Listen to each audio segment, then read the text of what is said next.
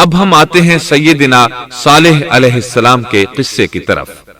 دن گزرتے گئے اور لوگ ایک بار پھر ابلیس لعین کے وسوسے میں آ کر کفر کی طرف پلٹ آئے، کیونکہ ابلیس کسی بھی شخص کو وسوسے میں ڈالے بغیر نہیں چھوڑتا۔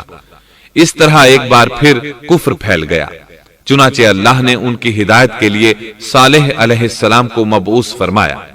یہ سمود کے پوتوں میں سے ایک عربی نبی تھے۔ ان کا نسب نامہ اس طرح ہے: صالح بن عبید بن سیاف بن ماشح بن عبید بن حاضر بن سمود بن ارم بن سام بن نوح علیہ السلام۔ گویا صالح علیہ السلام کا تعلق قوم سمود سے تھا، اور یہ قوم عاد کی نسل سے تھی۔ سمود کی قوم نے یمن کو خیر باد کہا اور جزیرے سے شمال کی طرف منتقل ہو گئے، پھر وہاں ہجر نامی ایک بستی میں جا ٹھہرے۔ قرآن کریم کی سورۃ الحجر اسی بستی کے نام سے موسوم ہے۔ قوم عاد کا تذکرہ سورۃ الحجر کے علاوہ سورۃ الاحقاف اور سورہ ہود میں بھی ہے۔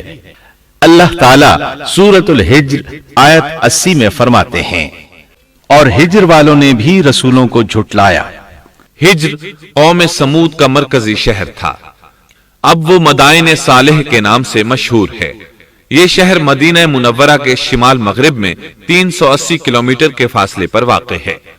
یہ لوگ بھی پہاڑوں کو تراش کر گھر بناتے تھے۔ یہ صنعت اور کاریگری انہوں نے قوم عاد سے وراثت میں پائی تھی۔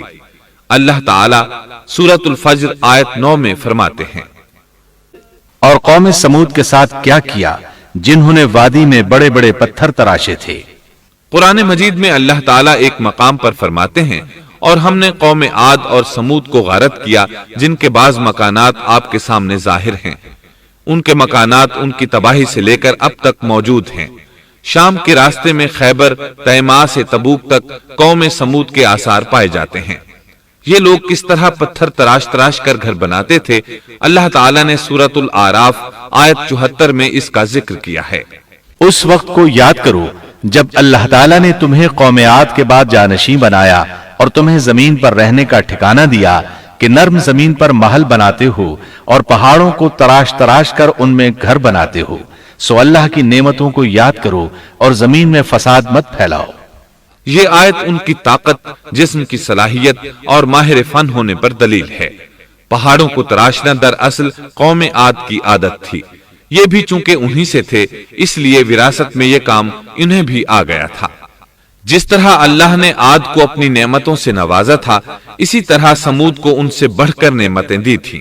اللہ تعالیٰ صالح علیہ السلام کی زبانی ان سے فرماتے ہیں، اے قوم سمود، کیا تمہیں ان چیزوں میں بے فکری سے رہنے دیا جائے گا، یعنی باغات، چشموں، کھیتوں اور کھجوروں میں جن کا خوشہ ملائم ہے، اور تم پہاڑوں کو تراش کر پرتکلف گھر بناتے ہو؟ پس اللہ سے ڈرو اور میرا کہنا مانو۔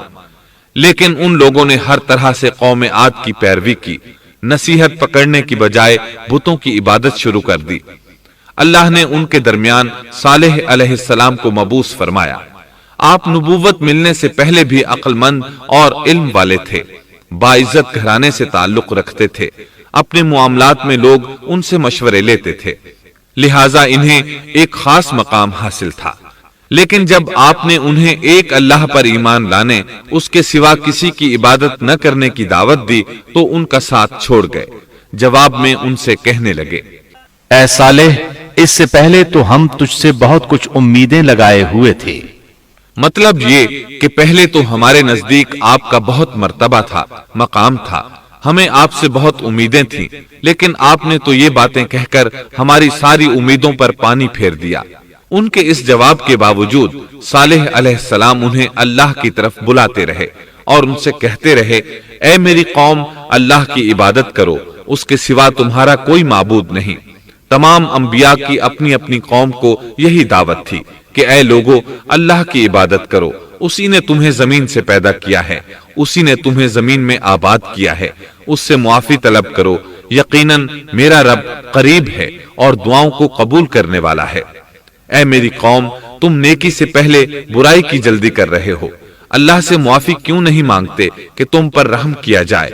اللہ سے ڈرو، میری اطاعت کرو، حد سے گزر جانے والے بے باک لوگوں کی اطاعت سے باز آؤ، وہ ملک میں فساد پھیلا رہے ہیں اور